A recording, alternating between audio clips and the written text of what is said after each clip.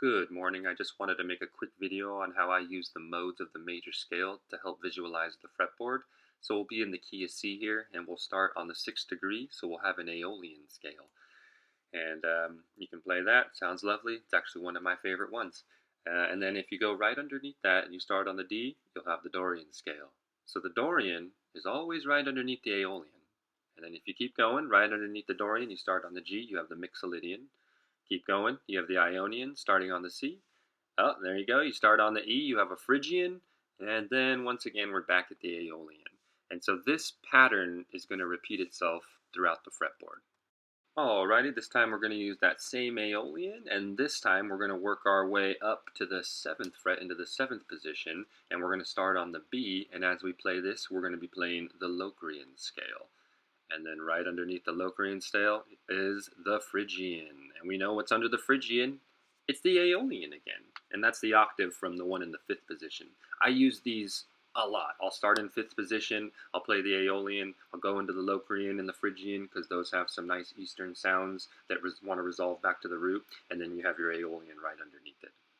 And right underneath that you have your Dorian, and then the Mixolydian, and then the Ionian once again. So when I'm playing major scales, I'll often visualize the root with my middle finger, and then while I'm playing a minor scale, I'll visualize the root with my index finger.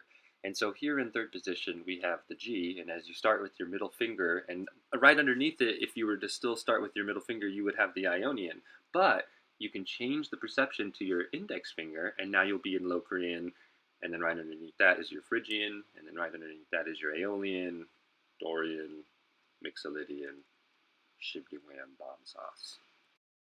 Now, I know this is confusing, but just for the sake of clarity, the 6th string is the bottom string. So when I say moving up, that's moving from 6th to 5th to 4th. Okay, so when we use the circle of fifths, if we're going to go clockwise along the circle, we'll be moving down the strings. But if we want to go counterclockwise along the circle of fourths, then you move up the strings. This is really handy to remember just because you can know that whatever note is below you is the 5th and whatever note is above you is the 4th. So try some of these out, and you can use the pentatonic as kind of like a safe pathway to land on, and you can kind of like diverge and go into some of these modes for flavor, and then if you want to be safe, get back onto that pentatonic because it's very powerful.